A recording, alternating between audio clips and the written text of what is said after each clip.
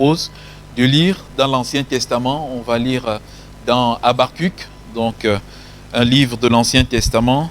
Habakkuk 2, on va faire 2 lectures dans le livre d'Habakkuk. Habakkuk 2, des versets 1 au verset 4, et ensuite Habakkuk 3, des versets 16 au verset 19. Donc, ce matin, on va s'arrêter dans ce livre de l'Ancien Testament. C'est vrai que ces livres, on ne les aborde pas toujours, mais ils regorgent d'énormément de richesses spirituelles qui peuvent aussi, qui vont nous faire du bien, qui vont nous encourager, nous donner d'aller de l'avant avec le Seigneur. Habakkuk, c'est vrai qu'on n'a pas l'habitude, donc on cherche un peu. Donc c'est le huitième petit prophète, donc juste avant Sophonie. Voilà, avant Sophonie. Et une technique pour trouver, c'est de regarder la table des matières, de regarder le numéro, et ensuite on peut y être assez facilement. Habakkuk 2 et des versets 1 au verset 4. J'étais à mon poste et je me tenais sur la tour. Je veillais pour voir ce que l'Éternel me dirait et ce que je repliquerai après ma plainte. L'Éternel m'adressa la parole et il dit: écris la prophétie, grave-la sur des tables, afin qu'on la lise couramment, car c'est une prophétie dont le temps est déjà fixé. Elle marche vers son terme et elle ne mentira pas. Si elle tarde, attends-la, car elle s'accomplira certainement. Voici, son âme s'est enflée, elle n'est pas droite en lui, mais le juste vivra par la foi. Amen. Dans le chapitre 3, juste à côté, donc à partir du verset 16, j'ai entendu 3 petits points, et mes entrailles sont émues. À cette voix, mes lèvres frémissent, mes os se consument, et mes genoux chancellent. En silence, je dois attendre le jour de la détresse, le jour où l'oppresseur marchera contre le peuple, car le figuier ne fleurira pas, la vigne ne produira rien, le fruit de l'olivier manquera, les champs ne donneront pas de nourriture, les brebis disparaîtront du pâturage, et il n'y aura plus de bœufs dans les étables. Toutefois, je veux me réjouir en l'Éternel. Je veux me réjouir dans le Dieu de mon salut. L'Éternel, le Seigneur, est ma force. Il rend mes pieds semblables à ceux des biches, et il me fait marcher sur mes lieux élevés, au chef des chantres avec instruments à cordes. Amen. Que notre Seigneur soit béni. Et maintenant, on s'arrête sur Habakkuk, le 8e petit prophète. Et c'est le 8e petit prophète. Pourquoi? Parce que ce sont l'Ancien Testament s'achève avec 12 petits prophètes. Petits prophètes simplement dans la longueur de leurs livres. Comparé à Ésaïe, Ésaïe c'est 66 livres, Ézéchiel c'est 48, et Jérémie c'est 52, et ici Habakkuk c'est 3, on les appelle les petits prophètes, mais il n'en demeure pas moins que leur prophétie est tout autant profonde, tout autant saisissant, et même ce sont ces 12 petits prophètes qui nous parlent avec une profondeur du jour de l'Éternel, du second retour de Jésus, et je nous encourage à lire ces petits prophètes. La lecture elle est assez rapide. Habakkuk, la Bible ne nous dit rien d'autre d'Habakkuk.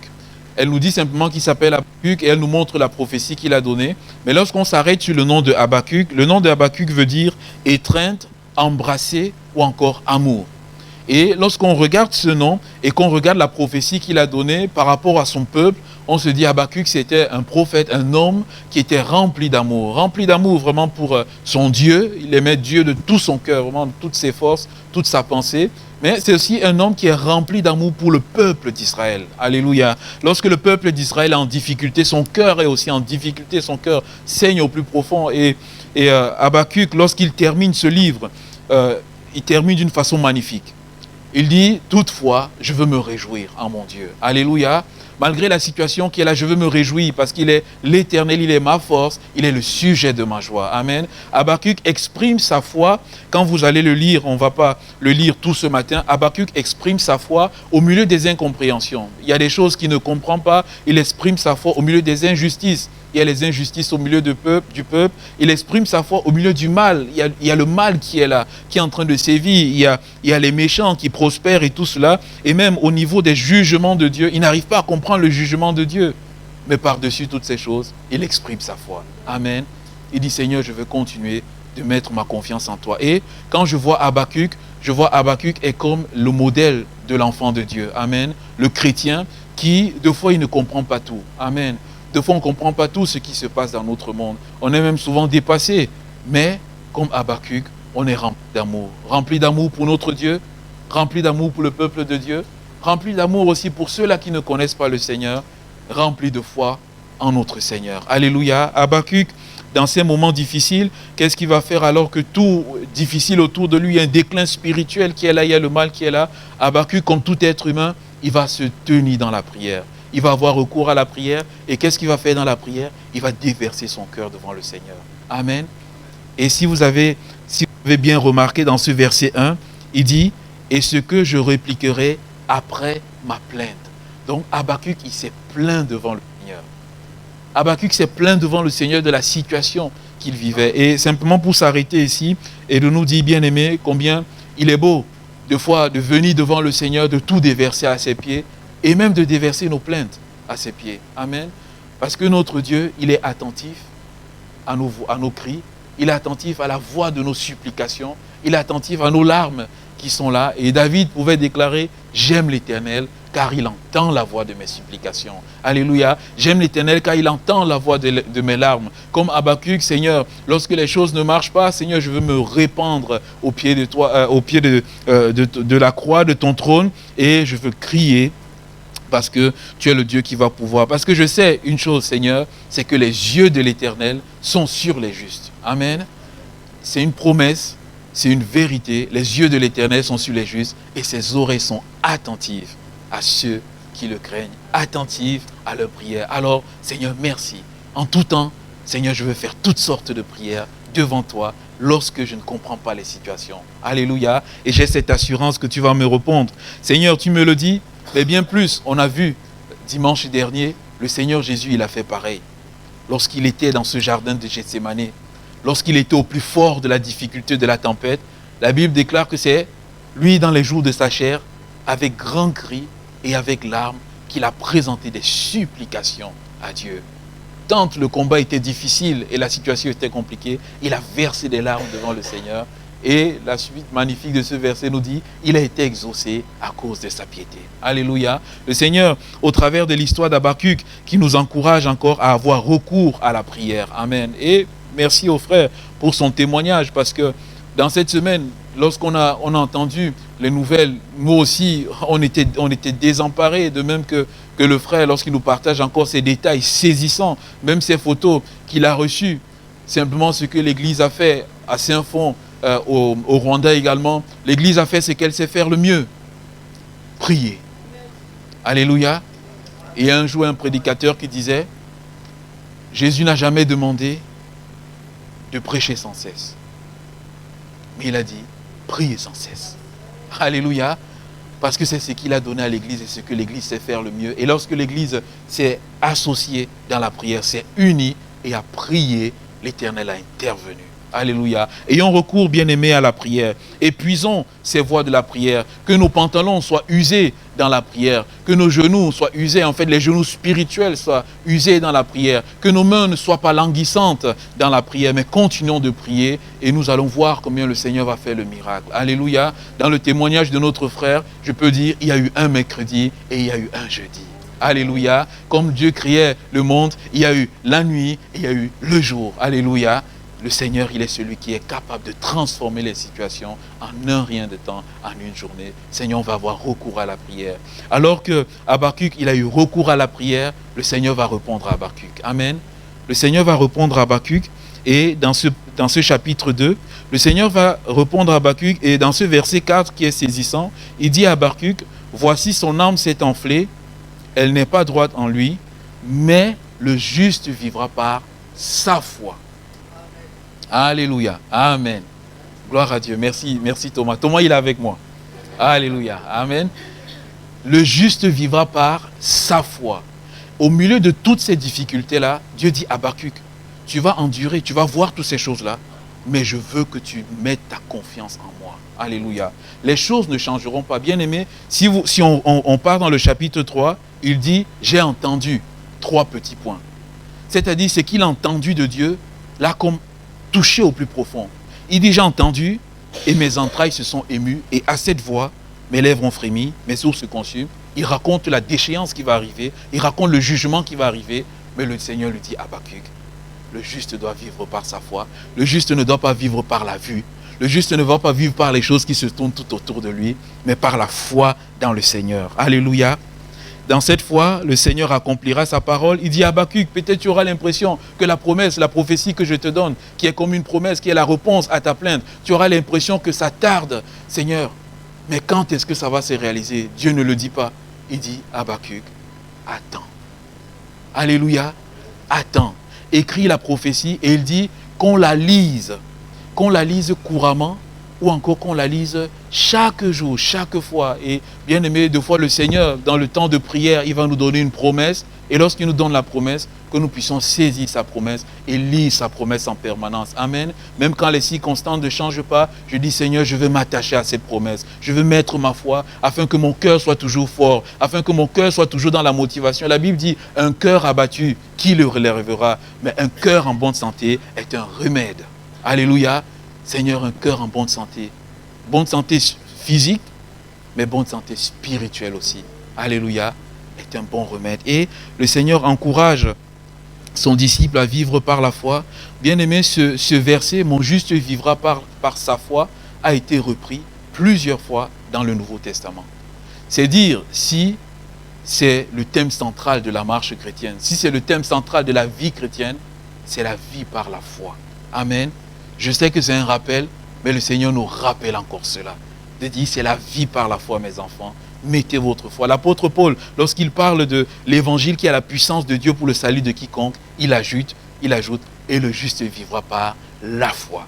Lorsqu'il parle aux Galates qui ont commencé par la foi et qui ont voulu commencer par les œuvres, il dit, Galates, ce n'est pas la vie par les œuvres, c'est la vie par la foi. Lorsque l'apôtre, dans l'épître aux Hébreux, il encourage les Hébreux qui étaient sous le coup de la persécution et qui étaient sur le point d'abandonner tout, de laisser tomber la marche avec le Seigneur, il leur dit non. Encore un peu de temps, celui qui doit venir viendra. Alléluia. Attendez encore un peu de temps, il viendra. Et il dit, et mon juste vivra par la foi. S'il se retire, mon âme ne prend point plaisir en lui.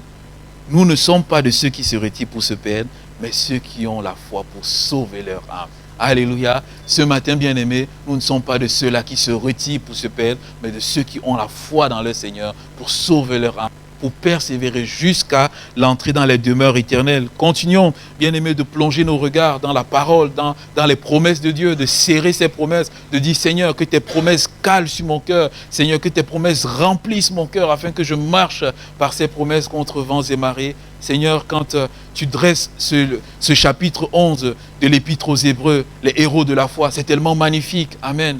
La Bible dit, Abel, par la foi, il a offert un sacrifice. Il ne connaissait même pas encore le Seigneur Jésus, mais par la foi, il s'est dit, c'est le sacrifice qui est agréable à Dieu. Caïn, qu'est-ce qu'il a fait? Il a apporté ses œuvres à Dieu. Il dit, Seigneur, voici mes œuvres, voici le fruit de ma force, voici le fruit de mon intelligence. Et la Bible nous dit que Dieu a rejeté le sacrifice, l'offrande de Caïn, et il a accepté celui d'Abel. Alléluia, parce que Abel, c'est par la foi qu'il a fait ce sacrifice. La Bible nous parle d'un autre homme, il nous parle de Enoch. Enoch a marché avec Dieu. Il était tellement rempli de foi et de confiance en Dieu que Dieu déclara, la Bible ne le mentionne pas, mais bien aimé, j'essaye de me projeter. Et le Seigneur dit, mais Enoch, tu marches tellement dans la foi que je ne supporte plus de t'avoir sur la terre, viens avec moi. Alléluia. La Bible dit que Enoch était là et un jour, Enoch n'était plus. Alléluia. C'est comme on peut être là à la maison et un jour, le Seigneur nous a enlevés. Cet homme a marché dans la foi pendant longtemps. Mais, bien aimé, j'ai fait une étude sur la vie d'Enoch. Enoch a vécu 365 ans. Enoch, c'était un homme rempli de Dieu. Enoch a donné le nom à son enfant, Métuséla. Métuséla ou Mathusalem est celui qui a vécu le plus long, il a vécu le plus longtemps, 969 ans. Enoch qui marchait tellement dans la foi a donné à son fils le nom de Métuséla, et Métuséla qui veut dire à sa mort le jugement. Chaque fois que Métuséla était là, la vie de Métuséla, le nom de Métuséla était une prédication vivante pour toute cette génération qui vivait dans la méchanceté, mais ils ne l'ont pas compris. Quand Métuséla est mort, Noé a eu 600 ans et Noé, le déluge est venu et le jugement. Alléluia. Un homme qui marchait tellement dans la foi et qu'il a pu prophétiser sur ce qui allait se passer 969 ans plus tard. Alléluia. Bien-aimé, c'est un modèle de la foi. Un autre modèle de la foi, Noé, qui a marché par la foi. Dieu lui dit, je vais envoyer le déluge. Fais-toi une arche. Prends ta famille, prends les animaux. La Bible nous parle de Noé, le prédicateur de la justice. Il prêchait tout autour de lui. On se riait de lui. On se moquait. On se dit, oh Noé le papy, il construit une arche maintenant. Qu'est-ce qui lui est arrivé? Il se moquait, la Bible dit, il se moquait de lui. Jusqu'au jour où Noé est monté dans l'arche. Et la Bible dit, Dieu a fermé la porte. Et c'est quand Dieu a fermé la porte et qu'il a commencé à pleuvoir qu'ils ont pris au sérieux ce qui était en train de se passer. Bien-aimé, Noé a cru à ce que Dieu lui a dit. Noé pouvait dire, mais Seigneur, une arche de cette dimension, mais pourquoi? Ah non. Mais Noé, il a mis sa foi. Un autre homme, on va terminer sur cet exemple, il s'appelle Abraham. Avancé en âge, n'ayant plus la capacité d'avoir un enfant, la Bible nous dit, il a espéré contre toute espérance, ne regardant pas son cœur qui était usé, mais donnant gloire à Dieu en mettant sa foi dans la promesse que Dieu lui a donnée. Et Abraham, il a cru que Dieu est celui qui appelle à l'existence ce qui n'existe pas. Alléluia. Bien-aimé, sa foi est passée à un autre niveau. Et il nous dit, Dieu est celui qui appelle à l'existence ce qui n'existe pas. Et vraiment, quand je méditais encore sur cette parole, je me dis, mais Seigneur, tu es même celui qui est capable de créer quelque chose qui n'existe pas. Peut-être que ça soit dans le travail, peut-être que ça soit dans les études, peut-être qu'il y a une formation que je dois faire, mais ce n'est pas encore au programme. Et le Seigneur permet que la formation soit créée juste pour moi. Alléluia. Ça peut être dans le travail, il n'y a pas le poste qui est là. On n'arrive pas à trouver les critères. Le Seigneur permet que le critère soit trouvé juste pour moi. Il appelle à l'existence ce qui n'existe pas encore. Alléluia. Vraiment que le Seigneur puisse nous saisir dans notre cœur, que nous puissions le voir comme celui qui appelle à l'existence ce qui n'existe pas. Mais bien plus, Abraham, il est celui qui a cru que Dieu donne la vie à ce qui est mort. Il dit, Seigneur, à l'intérieur de moi-même, je suis mort. Je ne peux plus produire la vie, mais par ta promesse va produire la vie en moi. Sarah, au début, elle a ri, mais Sarah a saisi la promesse et Sarah a eu la vie qui a été produite en elle. Alléluia. Le Seigneur nous dit, le juste ne vivra pas par la vue, mais il vivra par la foi. Bien-aimés, vivons par la foi. Et justement, c'est cette foi que notre brave Habakkuk va exercer. Et on voit ce verset 18. Moi, j'aime beaucoup le début de ce verset 18. Il démarre de cette façon. Toutefois, il dit, les circonstances sont difficiles, mais toutefois, voici comment je veux me positionner. Les circonstances sont difficiles, mais je décide de faire un choix. Alléluia. Je décide de prendre position, de marcher dans la foi. Et lorsqu'il va marcher dans la foi, bien aimé de foi, c'est un choix volontaire. Non pas contraint, non pas subi, mais c'est un choix volontaire. Et il va dire, je décide de dire, l'Éternel est ma joie. Amen. Ça ne va pas, mais je veux dire, l'Éternel est ma joie. Amen. Et il dit, je veux me réjouir de Dieu. Pourquoi? Parce que Dieu est au contrôle de toutes choses. Alléluia. Dieu est au contrôle de toutes choses. Il tient ma vie entre ses mains. Il dirige toutes choses. Il tient les temps et les circonstances entre tes mains. Il dit, je veux me réjouir en l'Éternel. Je veux me réjouir dans le Dieu de mon salut. Amen. L'Éternel est le Dieu de mon salut. C'est lui qui sera capable de me sauver. Ces choses arriveront. Le Dieu de mon salut, il me tirera de ces moments-là. Il m'accordera la délivrance. Je veux me réjouir dans ce Dieu-là en avance. Amen. Et c'est aussi cela la foi. Même si on ne voit pas encore la chose qui est arrivée, mais de commencer déjà à célébrer le Seigneur pour ce qui va arriver. Amen. C'est une autre dimension également de la foi. Je veux me réjouir dans le Dieu de mon salut. Et justement, le Seigneur Jésus, il disait à ses disciples, vous vous rappelez, lorsque les disciples étaient allés dans leur ministère, Christ a donné la puissance, ils ont chassé les démons et tout. Ils retournaient à Jésus, ils étaient tellement contents de ce qu'ils avaient fait. Et le Seigneur Jésus leur dit, ne vous réjouissez pas de ce que les démons vous soient soumis. Alléluia. Réjouissez-vous de ce que vos noms sont écrits dans le livre de vie. Alléluia. Réjouissez-vous de ce que vous êtes entre les mains de Dieu, que votre nom est gravé là-haut dans le ciel. Amen. Et c'est ça qui nous soutient dans les temps compliqués et difficiles. Il décide de se réjouir. Je veux me réjouir parce que Dieu est celui qui répond à ma prière. Amen. Dieu a répondu à sa prière et Habakkuk 2, en fait, c'est la réponse à la prière, mais à la fois, c'est la réponse à c'est la promesse que Dieu va lui donner. Et la réponse à la prière, bien aimé, c'est une source de grande joie. Vendredi, on a passé un bon moment dans la prière. On a eu cette belle nouvelle. Alléluia. Cette belle nouvelle de l'exaucement du Seigneur a rempli son église de la joie. La joie d'un Dieu qui nous entend et qui nous exauce. Alléluia. Renouvelant notre foi.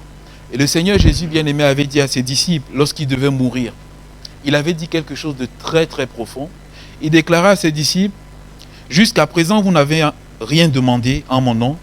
Demandez et vous recevrez, afin que votre joie soit parfaite. » Le Seigneur nous encourage à lui demander des choses dans la prière. Et lorsqu'on va lui demander qui aura la réponse, Jésus dit, votre joie sera parfaite. Autrement dit, vous serez remplis de joie jusqu'à déborder.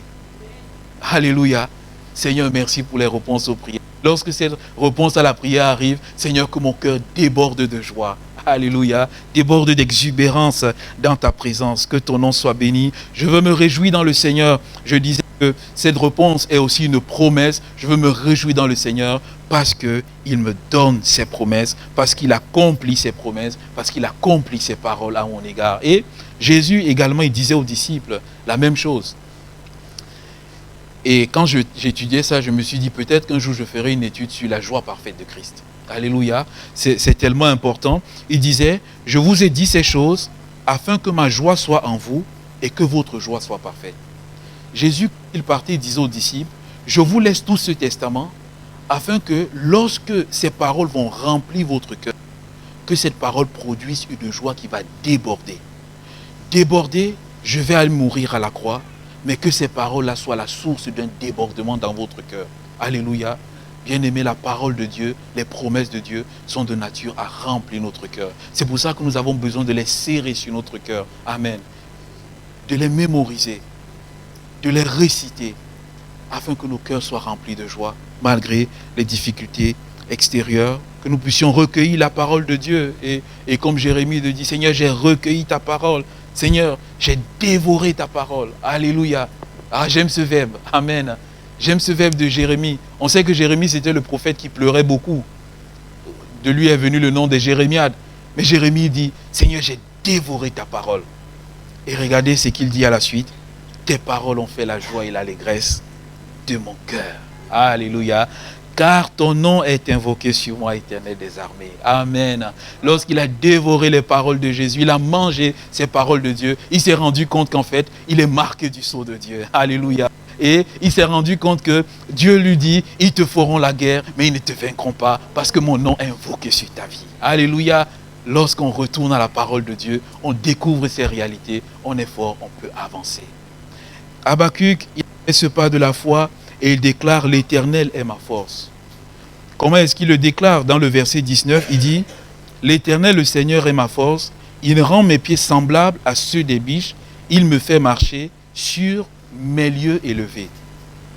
Quand je me suis arrêté sur cette dernière partie, il dit, l'Éternel, il rend mes pieds semblables à ceux des biches. Et c'est vrai que des fois, dans la détresse, dans les difficultés, Dieu, qu'est-ce qu'il fait? Des fois, Dieu va renverser les montagnes. Des fois, Dieu va renverser les obstacles. Des fois, Dieu va les enlever sur notre route. Des fois, qu'est-ce que le Seigneur va faire? Il va simplement aplanir le chemin qui est rugueux. Des fois, le Seigneur, il va encore nous faire un détour. La montagne est là, il a fait faire un détour au peuple d'Israël parce que le peuple d'Israël n'avait pas appris à se battre, il n'était pas aguerri à la guerre. Il devait voir la guerre, il devait fuir. Dieu a fait faire un détour. Et en pensant au détour, je pense aussi à nos GPS que nous avons dans la voiture. Nos GPS, ils sont intelligents et qu'est-ce qu'ils font? Lorsqu'il y a un embouteillage, ils nous proposent un itinéraire bis.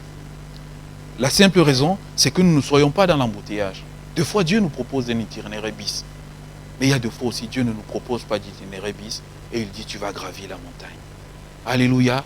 Il dit, tu vas affronter la montagne. Il faut que tu passes. Mais quand il nous dit, tu vas affronter la montagne, il dit, je rends tes pieds semblables à ceux des biches. Alors, je me suis arrêté dessus. Je m'étais rappelé d'une chose. C'est que j'avais vu un documentaire animalier et je m'étais rendu compte que les bouquetins, ils sont capables de gravir des pentes abruptes. Et là, je vous ai préparé quelques images, on va voir. C'est tellement impressionnant, bien-aimés. Regardez les bouquetins qui sont en train de grimper. Elle est verticale, bien aimé. Qui peut grimper? Personne. Là, on n'est pas dans les salles d'escalade où il y a tout ce qu'il faut pour mettre les doigts. Là, ils sont en train de grimper. Si elle peut avancer la photo, c'est un barrage. Ouais, si elle peut avancer, il y a d'autres photos vraiment qui nous montrent. Vous voyez, pardon. Vous voyez, la chèvre également fait partie de la famille des cervidés et des bovidés.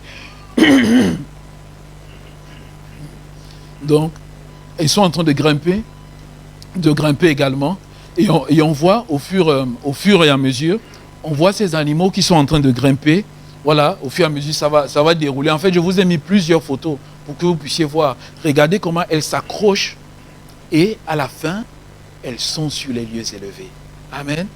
Elle est avec le petit, elle a mené le petit sur les lieux élevés. Le Seigneur est tel quel, il est notre Père, il nous prend, on monte ensemble, il transforme nos pieds comme ceux des biches.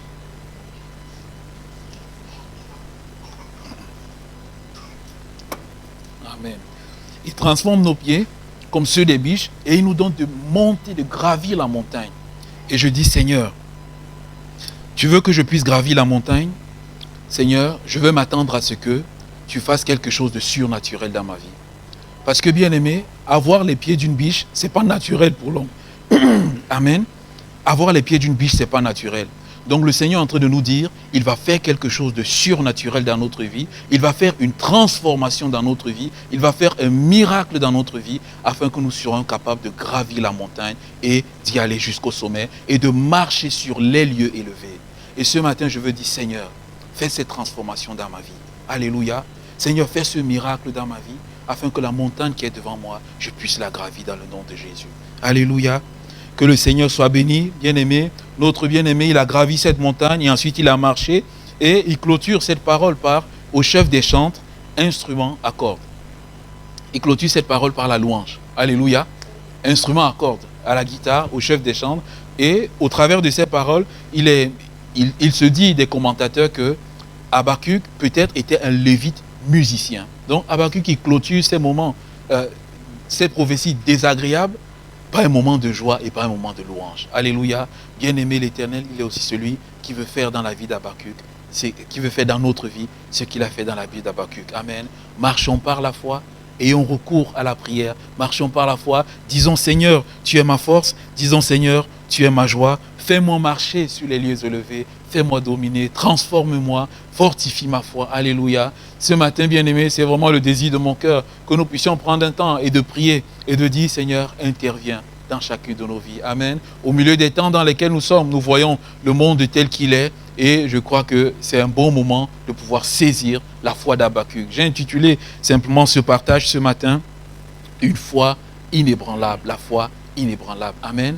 Prenons un temps ce matin, on va prier le Seigneur et de dire, Seigneur, que nous puissions proclamer ces mêmes paroles que Habakkuk a proclamées. Alléluia.